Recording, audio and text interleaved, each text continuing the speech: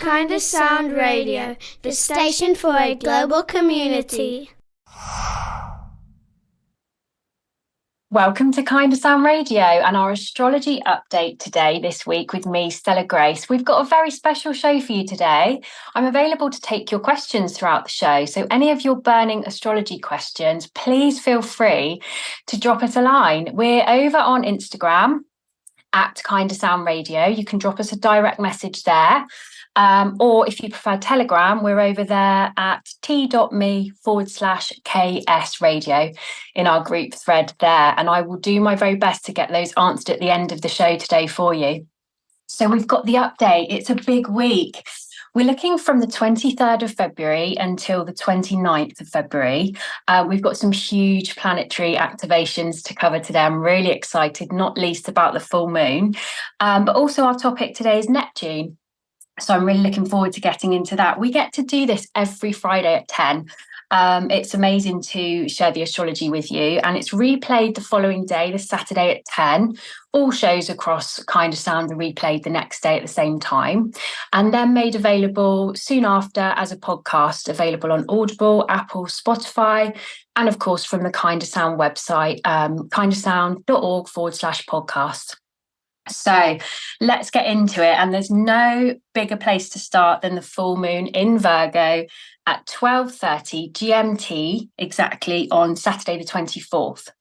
So we're in the build-up energy now. It's usually felt a few days either side, with the full moons, with the new moons, with any of the planetary aspects. You can feel the energy build. It peaks at the exact time, and then the residues felt thereafter for a few days. So we're in this build-up energy for the full moon. Now, full moons appear to us as full and fully illuminated because they're actually a reflection of the sun, as we have the sun and the moon directly opposite each other. So every time we have a full moon, we also have a sun and moon opposition. This is where the full moon and it's reflecting of the sun, and we have this axis in the zodiac. And so this weekend, we've got the Virgo and Pisces axis. Now, all the axes of the zodiac are the signs that are directly opposite each other. And so what's really being highlighted this weekend in the Virgo full moon and the Pisces sun opposition are so many notions of balance. It brings up issues of balance within the themes of both of those zodiac signs on the axis. So in the Virgo Pisces axis, we have the themes of self-care, the collective, self-care being very Virgo, the collective being very Pisces, being of service. Now that's something, again, that's shared by both. So we often have similar themes in both of the signs on the same axis. And with Pisces and Virgo, it's this real marrying up of what's serving our own earthly needs, our own physical needs, because that's very Virgo, and where we're in the sort of deep waters of the mysticism and the collective needs of Pisces. So we have the areas of spirituality, sensitivity coming up, but both signs have a real emphasis on healing. So as I mentioned, Virgo has this real sense of earthly needs and physical healing, our self-care practices, and Pisces has more of a holistic healing feel. So it's a real kind of balance and marrying up of these kind of themes this weekend. Virgo full moons particularly really invite us to look at our self-care practices, our daily rituals, our routines, our nutrition, how we're fueling our bodies is a really good thing to think about under this energy if you're not already, and if it's something that resonates with you. Things like whole food sources are really Virgoan energies, really great reminders and consideration that Virgo energy is really interested in. It's great nutrition, it's the sources of food, it's the quality of food. Really great things to think about if that resonates with you. Full moons generally are a time of release. And this is a time of release before we look to start a fresh new lunar month ahead in 2 weeks' time at the new moon phase. So this period of the full moon energy is like a releasing. So it begins, it's a releasing before we can begin the new. So if we link that with the Virgo themes that we've just been thinking about, it's a really great time to kick any unhealthy habits. Now, this doesn't just have to be about food or what we're putting into our bodies. Those are, of course, if it resonates, great places to start with our well-being. But this is also how we think and feel about ourselves. Maybe any unhealthy thought patterns, any critical ways we talk to ourselves and think about ourselves. Again, I've mentioned it before, it's really relevant across many of the energies, but becoming our own best friend, really how we're cheerleading for ourselves and kind of noticing any self-criticism. It's a really good time to kind of look to transmute that and look to transform it into something more healthy for us.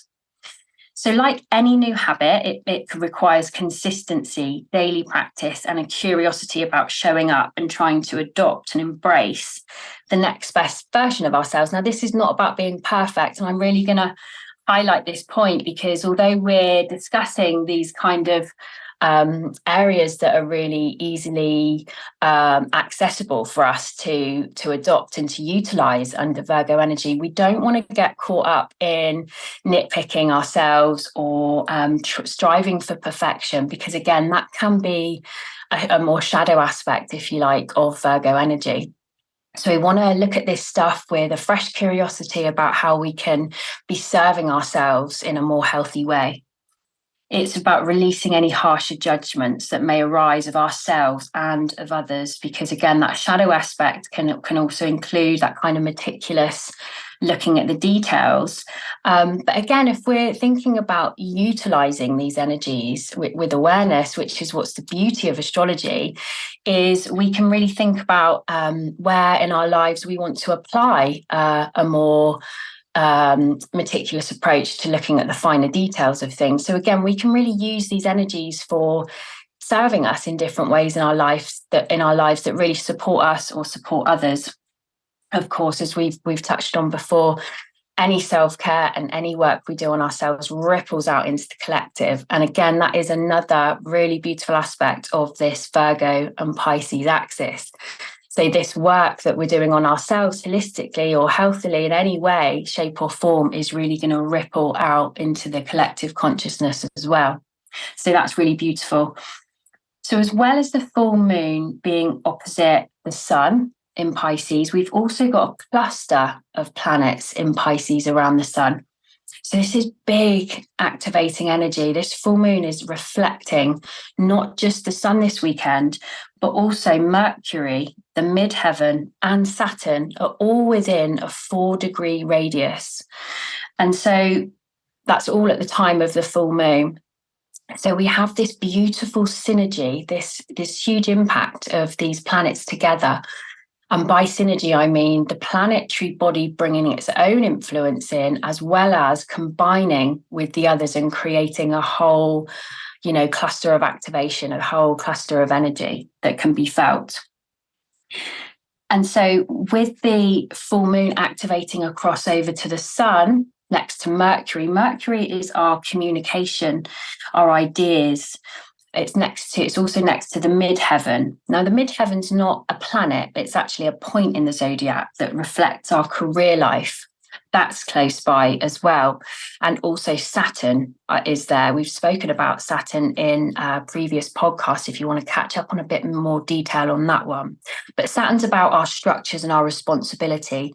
So Saturn, our structures and responsibility, our midheaven, our career life, and Mercury, our thinking, communication, and ideas are all sensitized in a way by Piscean energy. They're all in that Pisces cluster opposite this full moon.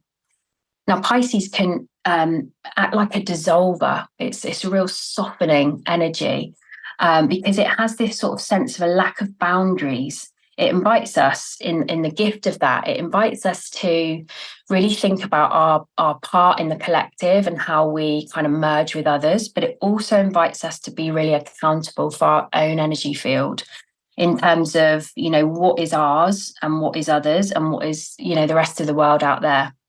We don't want to take too much on that is unhealthy for us. Again, thinking about that Virgo reflection with health. So we've got these beautiful invitations to really sort of come back to ourselves, actually, as well as while we're processing, all of our external endeavors. This is where the practicality of the Virgo full moon gifts us with, like I was saying, about the really solid self-care practice. And that is really, Virgo really likes to get this daily practice embedded. So if you're not already kind of utilizing something for yourself each day, however small, even 5 minutes, it's a really great time to do that. And Saturn, as I mentioned, being our structures and our responsibilities for our highest longer term good, will also really support that at this time.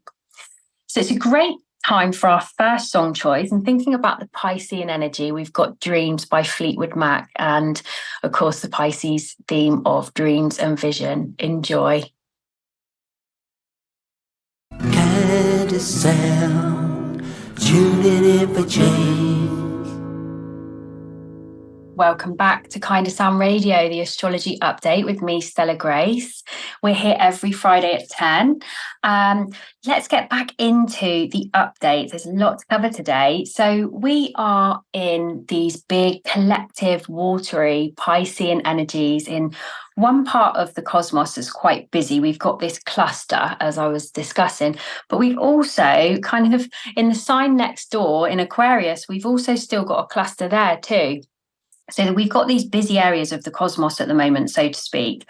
And if you've been following the show, or if you'd like to revisit some of the podcasts, we also talk more there about this Aquarius cluster as well, which is still at play. We've still got 3 major planets in Aquarius. So I'd recommend checking out some of the previous podcasts. It's a really good way to build astrology knowledge, as we don't just cover the update. There's some time sensitive information there, but we also cover a lot of general info as well as a topic each week. So we've discussed quite a bit about Aquarius, also in more detail in a previous podcast, and its current energy. We've got Saturn energy at play and building. So as I mentioned, Saturn's in Pisces, has been there for some time and will be there for some time yet. But we've got this building energy of Saturn at the moment as it gets closer to the sun.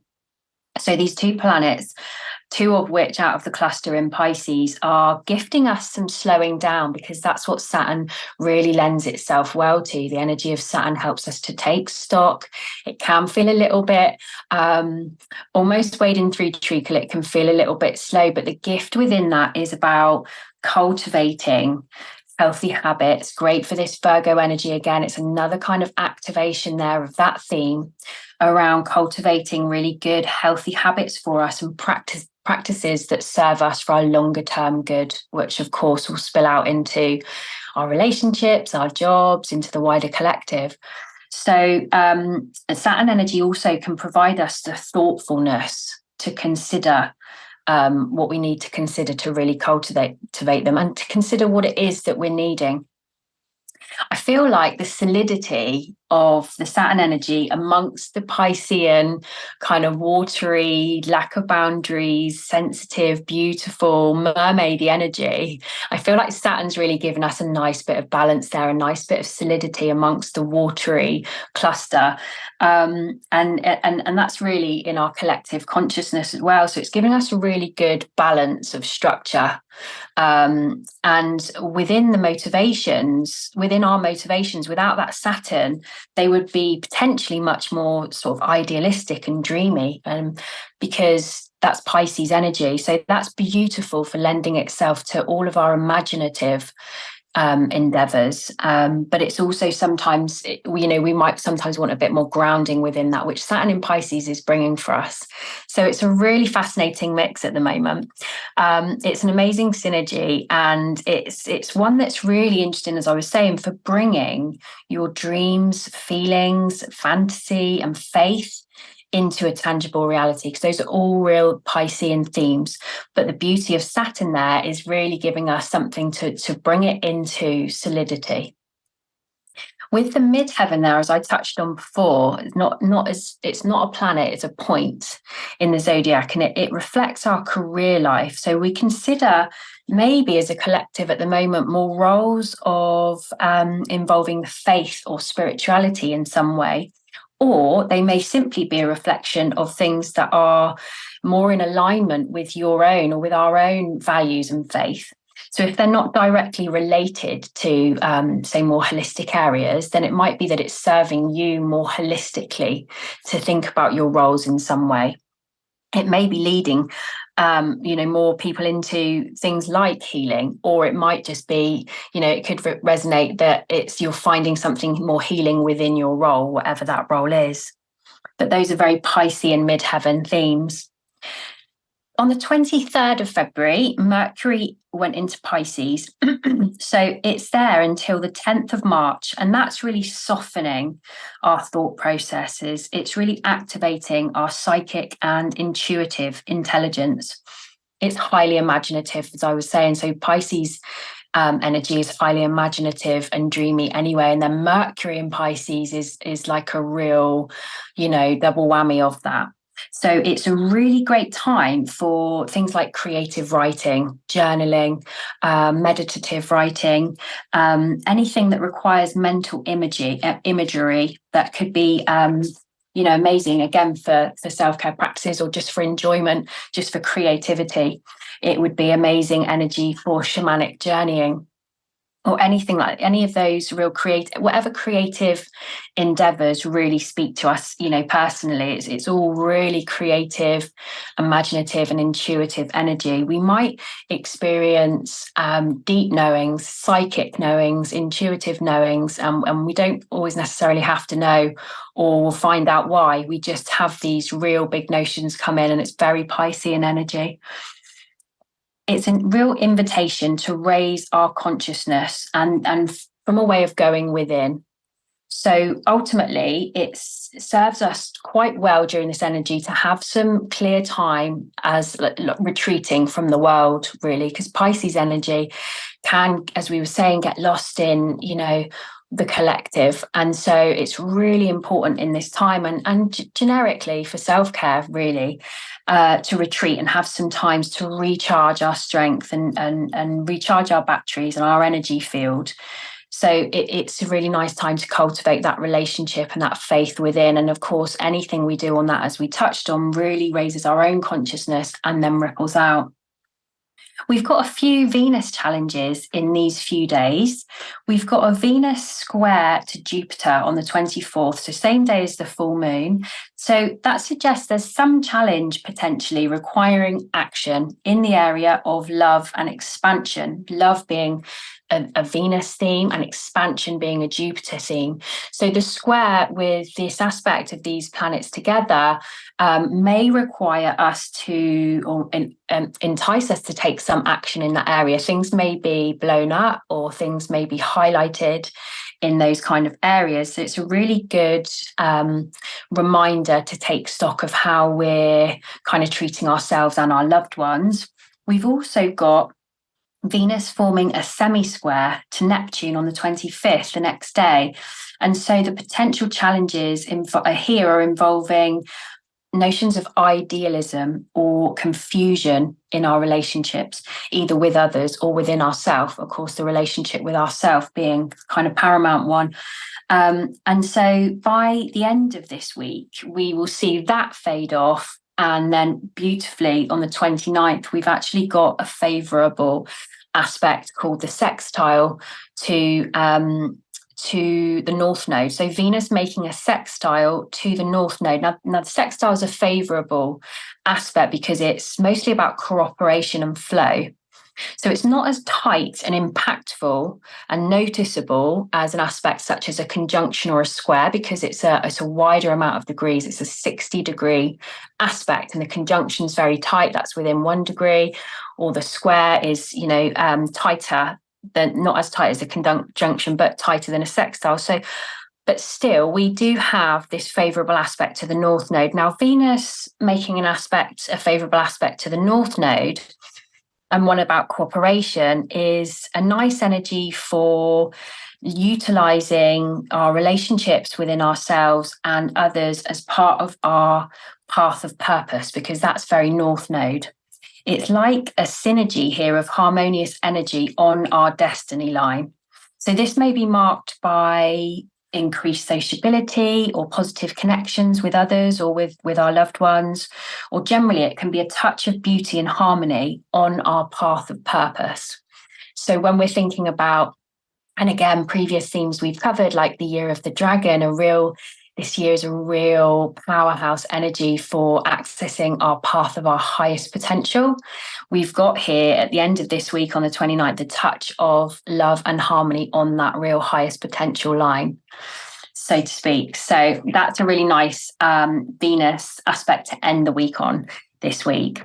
Let's get into our topic. So Neptune, it feels very relevant to discuss Neptune this week because of all the Piscean energy at play. And Pisces is ruled by the planet Neptune. So it's in Pisces now. Neptune is currently in its home sign.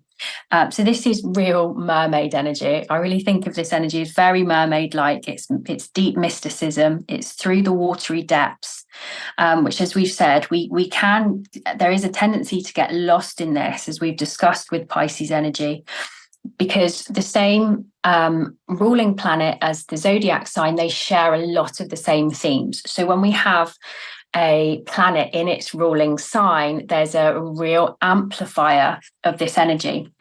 So very mermaidy, very intuitive, very psychic. It's a real deep Dive with Piscean and Neptunian energy.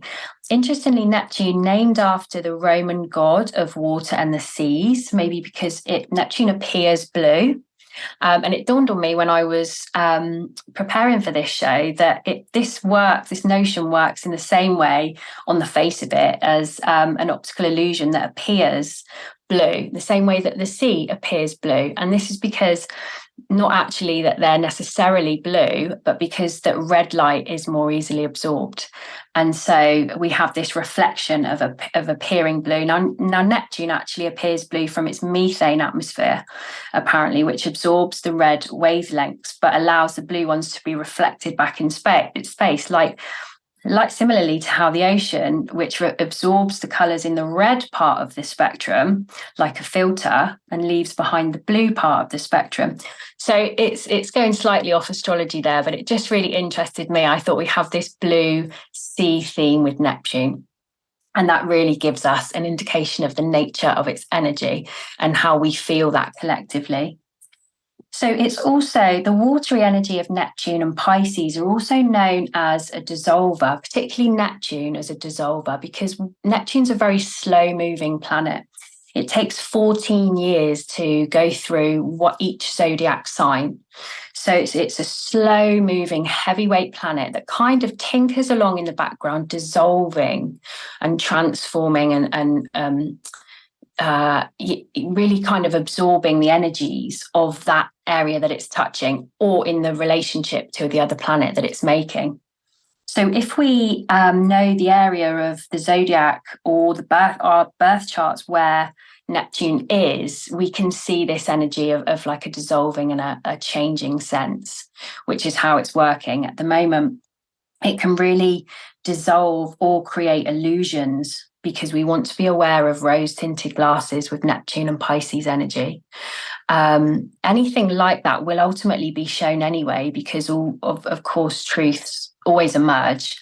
But of course, these energies do seek truth as well, because they are about seeking faith. Pisces and Neptune energy is a lot about faith, collective faith, spirituality, raising consciousness. So although things may sometimes be idealistic or confused with this energy, that ultimately the truth will always be shown. And we can see that as a transferable, energy. Things always come into the light, don't they? However long it takes. So it's an interesting spectrum of looking at that.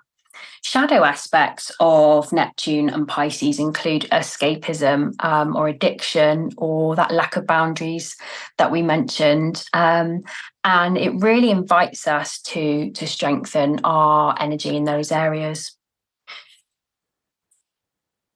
ultimately, it's in its highest state. Neptune and Pisces energy is an amplifier of compassion. So with those senses of faith and in deep healing that we want to share with ourselves and with others, we've got this real, probably the highest level of compassion in the zodiac signs is in Pisces, and lots of caring and Cancer energy as well. But also Pisces has this deep sense to be compassionate and be of service to the collective. So that's a really beautiful point that we're going to have our second song break here. And I think it's a really good opportunity to give blessings and gratitude to our seas and rivers with the beautiful Water Blessing song by Mose and Nalini Blossom. What a beautiful name. Enjoy that.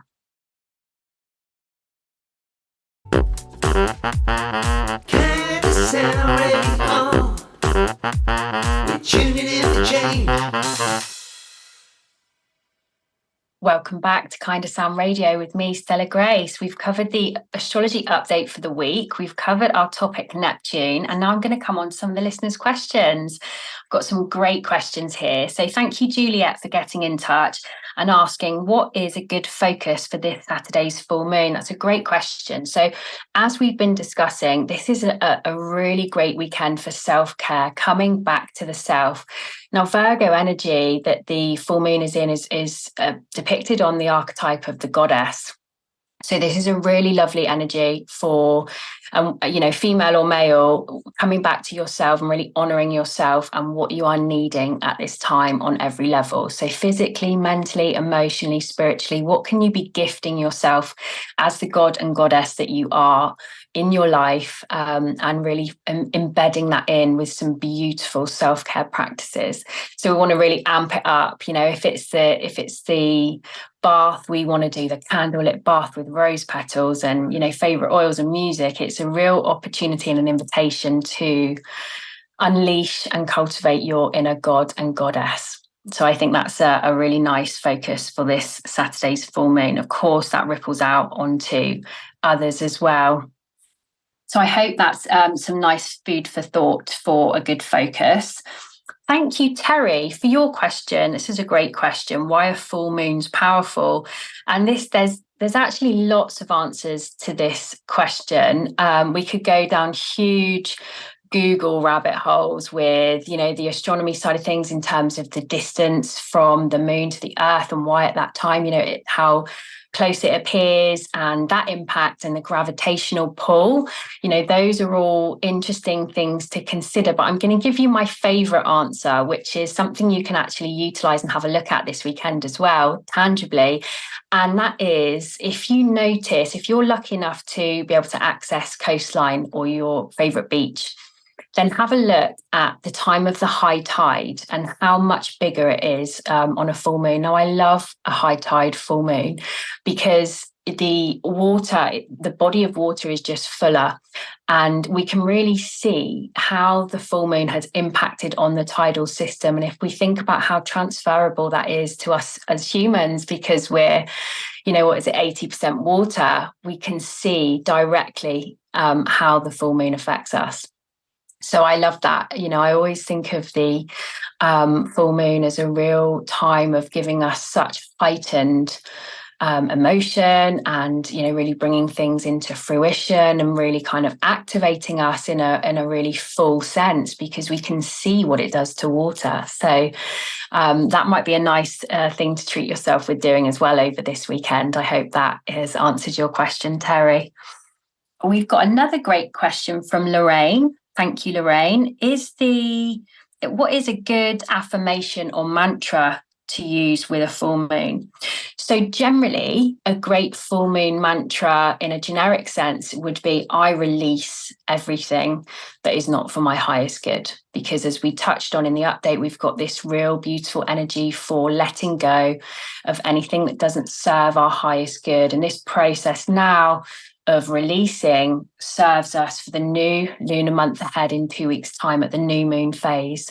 So we've got this period now where we can use this heightened energy, use this big things coming into fruition energy to look at what we, want to let go of, need to let go of, and take the opportunity to, release. So it's a lot about release. So that's a general full moon affirmation that would be really good. Of course, when we know the zodiac sign that it's in, we can pull in those energies with it as well. So for example, with this Virgo full moon, a good affirmation there would be, I release what is no longer serving my health, or I release what is inhibiting my health, something like that. We can adopt an area, of the zodiac sign. So Virgo, health or self-care or routine or ritual, all of those would be a good detail to add to your release affirmation. So I hope that's helpful, Lorraine. Lastly, all we've got time for is one more now from Yasmin. Thank you, Yasmin, for getting in touch, who's asked, what changes does this next month signify for us internally and in the world around us? Now, this is a really great question, again, for thinking about the Piscean energy. Internally, we've got a lot of depth going on over this month of Pisces, while the sun has recently gone into Pisces. So over the next month, we've got big Piscean themes, as we've touched on in the update. But it's really about going into our depths, but solidifying them. And that will really help us to navigate how we're interacting with the world as well, and in the world around us. So again, we spoke as well, and I think it's a beautiful way to end the show, is we spoke about Pisces energy and Neptune energy really elevating our compassion. It elevates our faith, it elevates our unconditional love. And even if that's not what you're seeing directly in front of you or out in the world, by being that and cultivating that within yourself, you're a reflection, and you're providing that to the ripple effect and to the collective consciousness as well. So I think that's a really perfect way to end today's show on the Piscean energy, the full moon energy, and the Neptune areas that we've talked about. So thank you all, those who messaged in. Thank you so much for your questions. It's been a pleasure to interact, and I look forward to seeing you and interacting again next week, Friday at 10 on the Astrology Show, replayed Saturday at 10 and available as a podcast soon after from the KindaSound.org website. Much love. Have a great full moon and have a great week ahead.